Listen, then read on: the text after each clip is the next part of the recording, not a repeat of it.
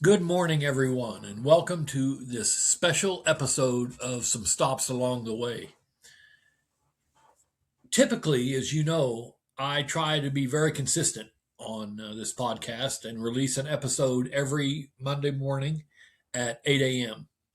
And I did that this week as well with a very interesting episode with Israeli peace activist Gershon Baskin, which was released yesterday. I hope that you've had the chance to view that episode on either Spotify or YouTube. And if not, I hope you will take the time to do that because it's very timely right now, given the situation with Israel, Iran, and the United States and other countries in the Middle East. Is there still a prospect for peace in the Middle East? If you've watched my previous episodes on Israel and Palestine, you know that I believe that it will be very difficult to achieve peace in our lifetime in the Middle East for a variety of reasons. However, we also know that we can never lose the hope or the momentum toward peace. And that's why I think this episode featuring Gershon Baskin is so important.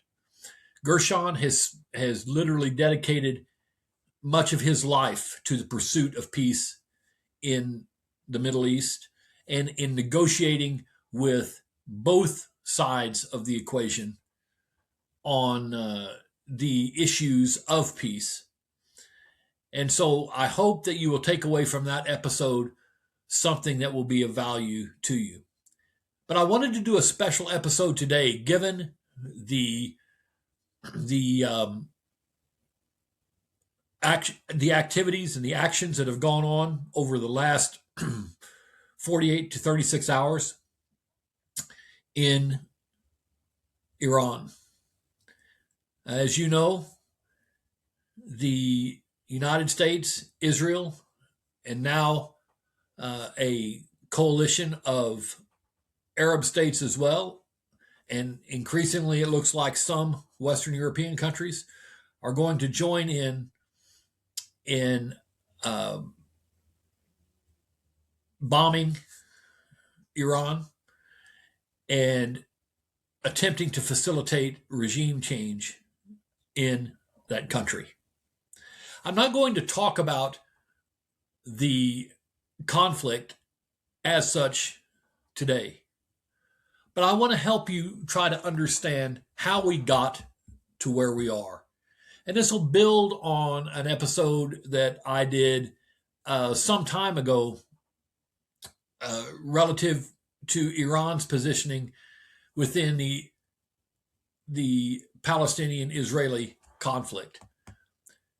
But I believe it's timely to go into this today, especially following up on yesterday's podcast with Gershon Baskin, to talk about how we got to where we are. And I will tell you, it's been my strong belief that we shouldn't be in the position that we're in. We, meaning the world at large, not just Israel, the United States, and the coalition of Middle Eastern allies. The world should not be in the position with Iran that we're in. Mistakes were made. And that's why today's episode is one that's not easy, but it is very necessary. As the situation in the Middle East continues to escalate, Iran sits at the center of nearly every headline, every strategic calculation, and every fear of a wider regional conflict. But none of this, and hear me when I say this, none of it can be understood without looking backward, without understanding the mistakes, the missed opportunities, and the long shadow that has occurred over the Middle East and the wider world since 1979. So, in this special edition podcast, we're going to talk about four big questions. First of all, what foreign policy mistakes has the United States made since 1979 in dealing with Iran? And there have been some mistakes, in my estimation. Secondly, if the current escalation does not lead to regime change, what does that mean for the region and the world? Thirdly, how does Iran's involvement affect its allies, especially Russia? And what if the regime falls? And finally, could the Shah's son, Reza Pahlavi, ever realistically lead Iran? Well, of course, the place we have to start is in 1979. And I want to deal with the actions leading up to 1979 in the broadest possible context, because I think this is seminal to everything else we're going to talk about today. So leading up to 1979, the then Shah of Iran was in a very, Mohammad Reza Pahlavi was in a very precarious position. He was losing support because of many of his policies. He was becoming increasingly more dictatorial in his style, and the Islamic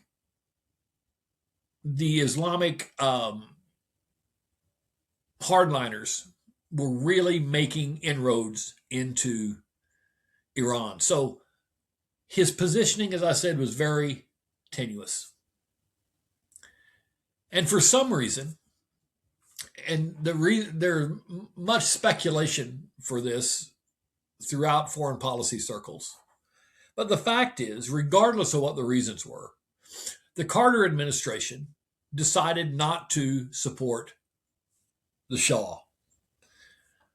The administration pressured the Shah to make sweeping changes within his government that he perceived to be a lack of support at a time when he was hoping that the United States, being a strong ally, would double down on their support. But as I said, regardless of the reasons, the Carter administration's lack of support for the Shah laid the groundwork for the rise of Islamic fundamentalists and ensured that a new ruler of Iran would come into power. And that's the fact. If the United States had continued support for the Shah, it's very likely, even with all of these issues surrounding him, the Shah would have held on, and possibly held on into perpetuity. No one can know that, but certainly this convergence of all of these issues surrounding the Shah's rule and President Carter's lack of support for the Shah came together to provide the toxic cocktail that drove the Shah out of power. And here's what happened. Some of the biggest criticism of the Shah was his dictatorial style, his brutality, the brutality of his regime, and the fact that he was not in alignment with the Carter administration. All of those are true. But here is the challenge. The challenge is that if the Shah fell, and this was due to actions not just that occurred in 1979, but that led up to 1979. If the Shah fell, one thing was almost certain to everyone who evidently wasn't in the Carter administration, and that is you're going to get just as brutal a regime, but you were going to get one that was made up of Islamic hardliners and that was an enemy to the United States,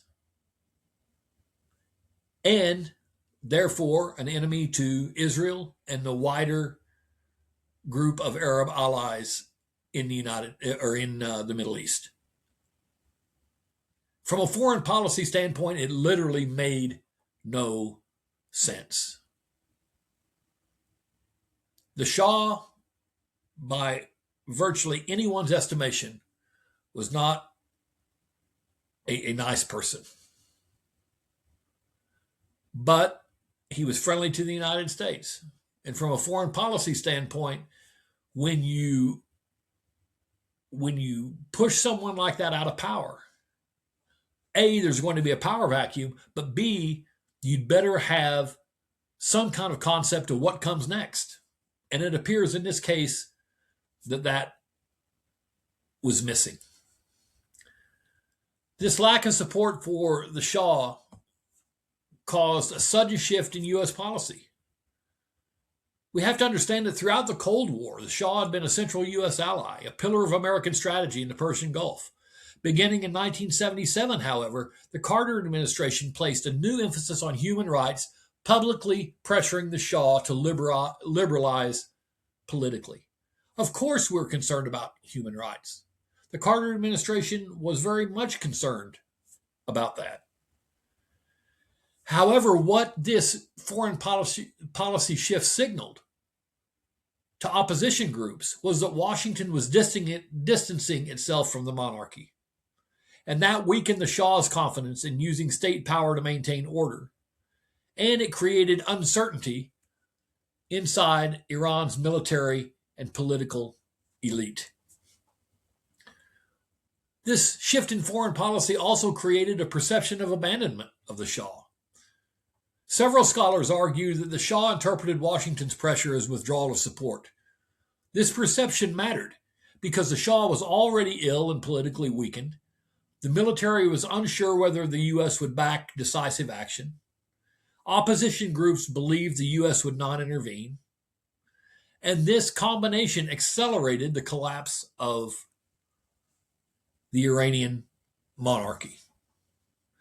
It also, as I said before, gave rise to Islamist leadership.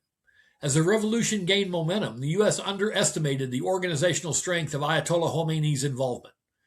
Many analysts argue that Washington completely misread the ideological nature of the clerical opposition.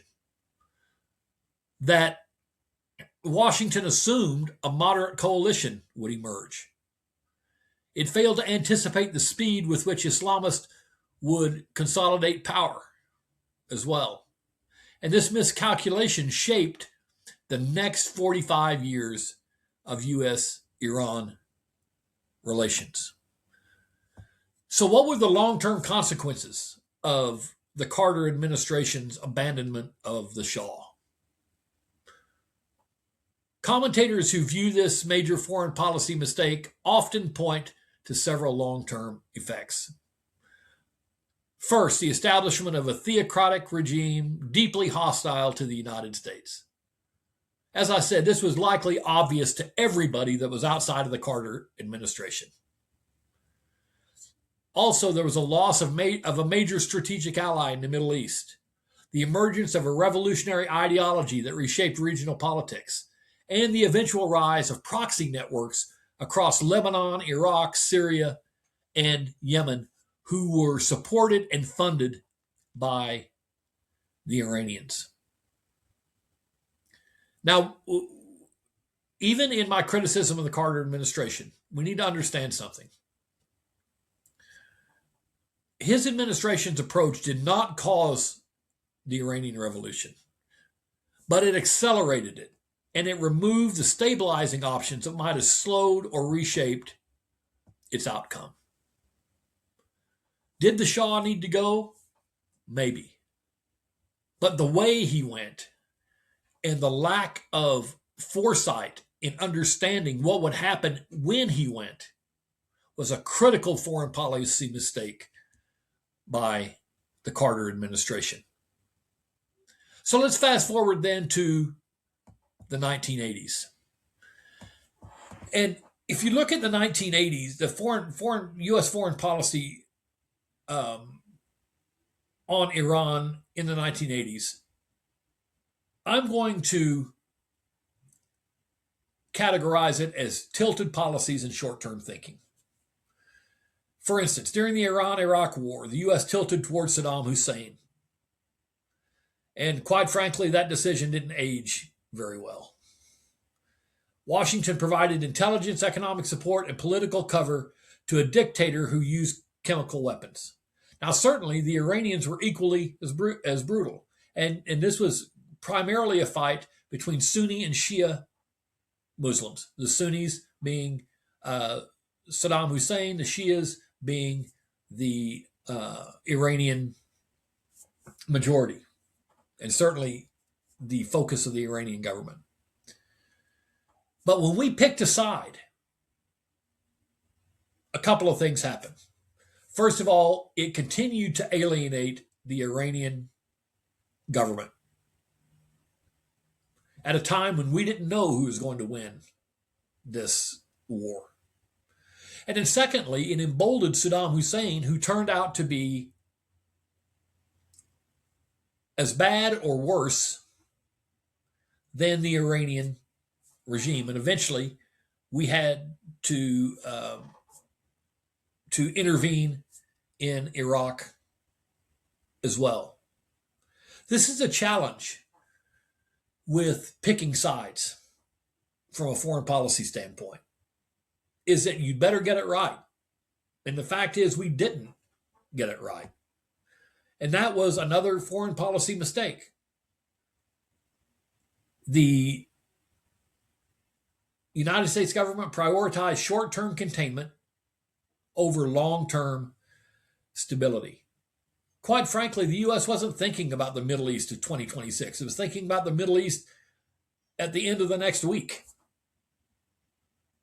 And this myopic view of what was going on, not just in Iran, in Iraq, in Israel, but throughout the broader Middle East, was a strategic blunder from a foreign policy standpoint.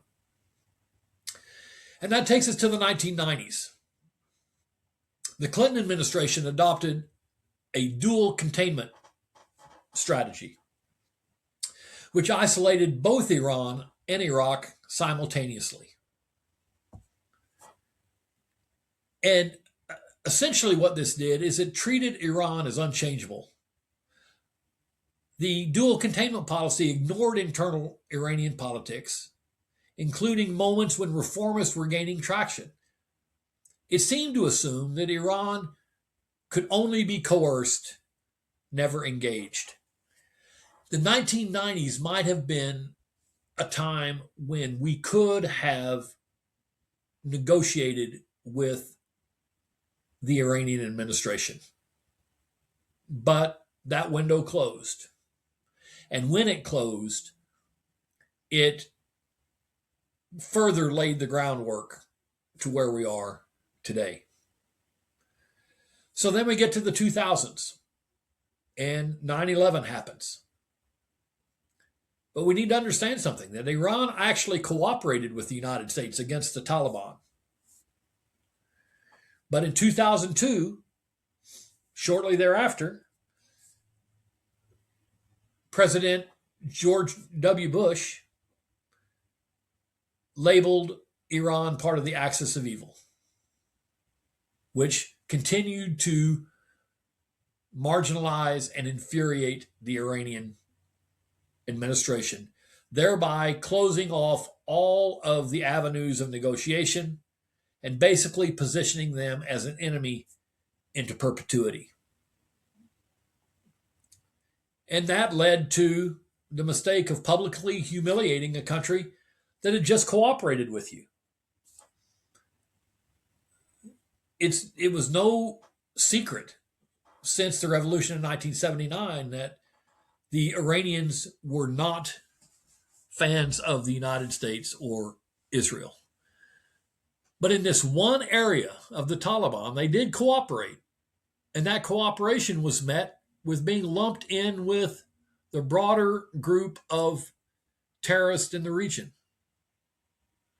And whatever the reasons were for the Bush administration taking that position, the Iranians saw that as an affront We cooperated, and this is what you do. This destroyed the trust, and it continued to empower Iranian hardliners. And then came the Iraq War. Removing Saddam eliminated Iran's biggest regional rival, and it opened the door for Iranian influence across Iraq, Syria, and Lebanon. So when we helped remove our former ally in Saddam Hussein, or at least our former ally against the Iranians, Saddam Hussein, that left a power vacuum that the Iranians stepped into. Another foreign policy error. That power vacuum then created an emboldened Iran, an Iran that began to explore nuclear options, an Iran that began to front load its defense and military hierarchy. Significant foreign policy mistake. And then in the 2010s, there was a nuclear deal and its collapse. The JCPOA was the closest the U.S. and Iran had come to diplomatic breakthrough in decades. And just so you know, the JCPOA limits, or would have limited, Iran's nuclear program and open channels of communication. However, we withdrew from the JCPOA, and that withdrawal accelerated Iran's nuclear advances and deepened its ties with Russia and China, which further not only emboldened Iran, but also Russia and China, especially Russia. And we'll talk more about that in just a little bit. And then, of course, there was the huge, in my opinion, foreign policy blunder in 2016 when the Obama administration made the $1.7 billion settlement payment to the Iranians. This was a settlement as part of a pre-1979 arms deal dispute. And $1.7 billion was paid by the U.S. administration, the Obama administration, to the Iranians in cash, most of it in Swiss francs, but in other currencies as well, non-U.S. dollars. But $400 million of this $1.7 billion was the principal from an Iranian account frozen since the revolution. And the other $1.3 billion was interest. And again, I'm not going to go into all the reasons why the Obama administration felt that this was the right thing to do, whether it was, as some pundits have declared, a payment for hostages to be released, because we did have 4 hostages in Iran at that point in time. That's all really irrelevant why it was done. The fact that it was done, $1.7 billion in cash, was widely conceived to be one of the major foreign policy blunders in recent history. Why? Because the timing created the appearance of leverage being handed to Iran. As I said, the payment coincided with the release of American detainees, leading to widespread claims, especially in political and media circles, that it functioned as a form of a ransom, even though the administration described it as a legal settlement. This payment also strengthened the hardliners in Iran. Analysts noted that the payment was used domestically by Iranian officials to claim victory over the United States, reinforcing the narrative that pressure tactics against Washington were effective. It also complicated the broader diplomatic landscape. The settlement occurred shortly after the signing of the JCPOA nuclear agreement, and critics argued that it blurred the lines between the legal settlement, diplomacy, and concessions, making future negotiations more politically fraught. and it also contributed to a mistrust of the U.S. political system. The secrecy surrounding the timing and the method of the transfer fueled controversy and made bipartisan support for Iran's diplomacy more difficult in the years that followed. Now, the Obama administration contended that this settlement was a legal obligation that was tied to an international tribunal. But the political and strategic fallout became part of a long list of U.S.-Iran missteps cited by foreign policy observers. The fact was, even if it was a legal obligation, which is in dispute, by the way, doesn't matter. The United States did not have to pay this $1.7 billion, and it did. Did it go to purchase some of the weapons that are being used against the United States, Israel, and some of the Arab coalition today? No one can prove that, but you can draw your own conclusion. Whether or not the United States funded either tangentially, either directly or indirectly, if you will, some of the weapons that are now being used against us or not. But a huge foreign policy misstep. This leads us to the 2020s, where we had escalations without strategy. Sanctions increased, proxy attacks increased, direct strikes occurred, but there was no overarching strategy, only reactions. And this led to another mistake, confusing pressure with policy. Pressure is a tool, policy is a plan. The U.S. had the former, but not the latter. And that leads us to where we are today. Will this newly ratcheted pressure on Iran through the bombing campaigns by Israel and the United States and now the Arab coalition partners, will it lead to regime change, or will it lead to even a deepening of distrust and malice between what is left of the Iranian administration and the United States, Israel, and those countries around it? So what happens if the current escalation does not lead to regime change?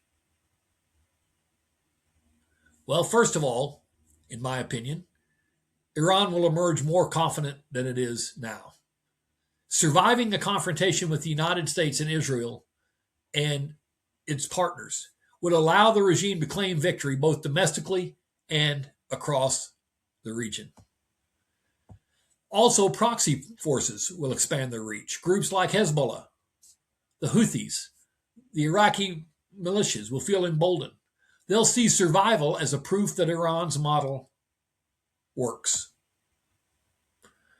Another outcome, if we do all of this and it does not occur in regime change, is that the nuclear program will likely accelerate. Iran has already expanded its nuclear capability since 2018. Without regime change, the leadership will likely push harder and faster because now they feel even more under threat. Also, if there's not regime change, the U.S. will face a more dangerous and assertive Iran. A region that survives escalation becomes harder to deter. It becomes more willing to take risks. You're already seeing the kind of risk that Iran is taking in attacking its neighbors. It seems nonsensical, and it is nonsensical if this regime falls. If not, then Iran continues to stand, continues to be a thorn in the Middle East peace process, continues its hatred of Israel and the United States, its distrust of the other Arab states, and continues to be emboldened in its movement toward even more nefarious actions. So if there's not regime change, regional allies could also lose confidence in the United States. Saudi Arabia, the UAE, even Israel may begin hedging. And that could result in turning to China or Russia for security guarantees, which would be devastating to United States interest in the region. But we also know that if there's not regime change after all of this pressure, the Middle East will enter a new era of permanent low-level conflict. Maybe not full war, but it certainly won't be peace. What it will be is a grinding, unpredictable instability. So, what does Iran's involvement in this current conflict mean for Russia, especially if regime change occurs? You may or may not know that Iran has been supporting Russia's war in Ukraine, especially by providing drones and missiles. Its partnership with Russia has deepened dramatically in recent years. As the rest of the world has seemingly turned against Iran, it has turned toward countries like Russia who can support its efforts.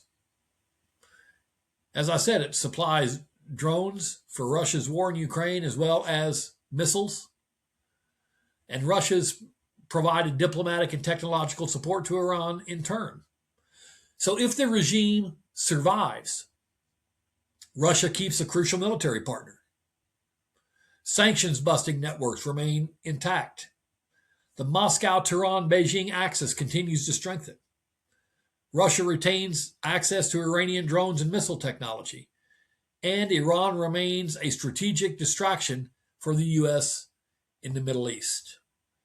But if the Iranian regime falls, this is where things get interesting, because Russia loses a key military supplier. Iranian drones have been essential to Russia's war effort, as have its missiles. Without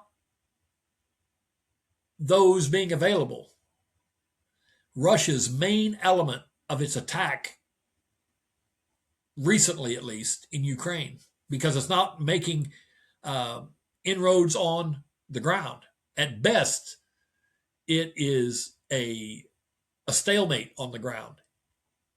At worst for Russia, and what is happening now is the Ukrainians are actually taking back territory on the ground. So Russia's primary conduit to escalate the war has been through drones and missiles, especially on Ukraine's key infrastructure. And many of these drones and missiles are coming from Iran. So if the regime falls and there's no longer access, Russia has a significant problem in the war effort in Ukraine that could bring Russia to the table to negotiate peace.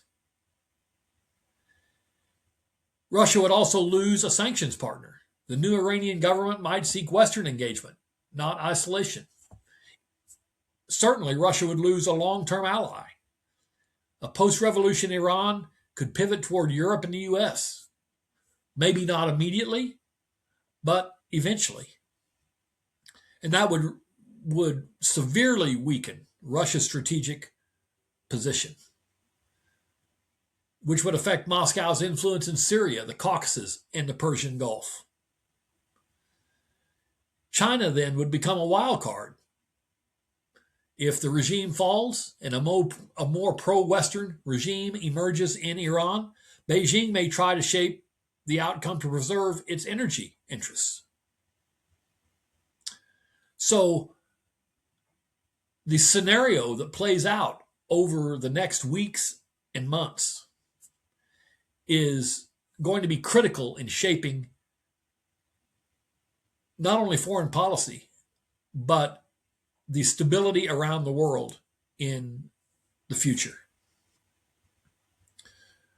There is something else that we need to understand here, is that it's not just as simple as the Ukrainian people, or not the Ukrainian, sorry, the Iranian people simply taking over the government and dislodging the hardline Islamic regime. Because one thing that this regime has done over the past 40 some odd years is it squelched the opposition. There are Iranian exiles like Reza Pahlavi, the son of the last Shah, and I'll talk about him in a moment, who remain symbolic figures in the opposition. But there have not been those people on the ground in Iran emerging that says we can take control of this government.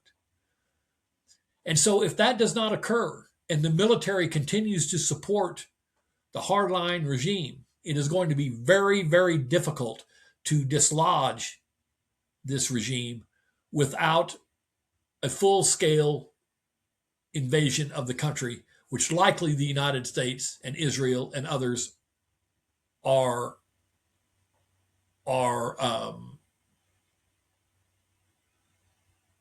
unlikely to do. So your choices are: you hope that enough momentum builds within Iran to overthrow the government so that a more favorable government can be instituted. But if that doesn't happen, you either have to go full-scale military intervention or you have to accept what comes. And what comes might be the pro-Islamist government stays in place and you simply replace all of these officials who have been eliminated, including the supreme leader, Khomeini, with new hardliners that will be even more angry and even more intolerant of the United States, Israel, and others in the Middle East. In other words, this is a real gamble. And if it does not result in regime change, then the gamble could be one that has a rebound effect on the United States, Israel, and the Arab coalition partners, and somewhat the world at large. Because you're going to have not only a wounded Iran, but an angry Iran, an Iran bent on revenge, an Iran bent on restoring its reputation around the world. So we've entered really almost an all or nothing phase. You either go all in and facilitate the fall of the Islamic regime in Iran, or you're left dealing with what comes next. And what comes next, in my opinion, is nothing good for the United States, Israel, the Arab coalition partners, and the rest of the world outside of Russia, China, and a few other countries. So, if there's regime change, who can step in? Well, one of the people we've been talking about is the son of the last Shah, Reza Pahlavi, who's 65 years old. And he is a symbolic figure for some Iranians in the diaspora. But inside Iran, the picture is a lot more complicated. He has name recognition for sure, but he doesn't have a political base. He has no organized movement inside Iran, no party, no institutional support. And just because the Iranian people want change, that doesn't necessarily mean they want to return to the monarchy. The protests of recent years have been about dignity, rights, and freedom, not nostalgia. Even the diaspora is divided. Some support Reza Pahlavi and the monarchy. Many do not. Others prefer a republic, not a monarchy. And of course, the military and clerical establishment would strongly resist a return to the monarchy through Reza Pahlavi. Even in a collapse scenario, the Revolutionary Guard would not simply hand power to a monarchist. We need to understand that the Revolutionary Guard in Iran that supports the Islamic regime is not a point. It's a pyramid. It is deeply embedded in Iranian society. And that's why taking out top leadership may be a stinging blow to the Iranians, but it's not a crushing blow because the Revolutionary Guard is so endemic in society. It would almost take the military turning on itself to drive real change. And even then, that may not create gravitation toward Reza Pahlavi. Quite frankly, if there is regime change in Iran, a transitional role is more plausible. And Reza Pahlavi could play a role in this transition. He could be a symbolic unifier. He could be a transitional figure. He could be a voice in the constitutional process, but really no more than a voice.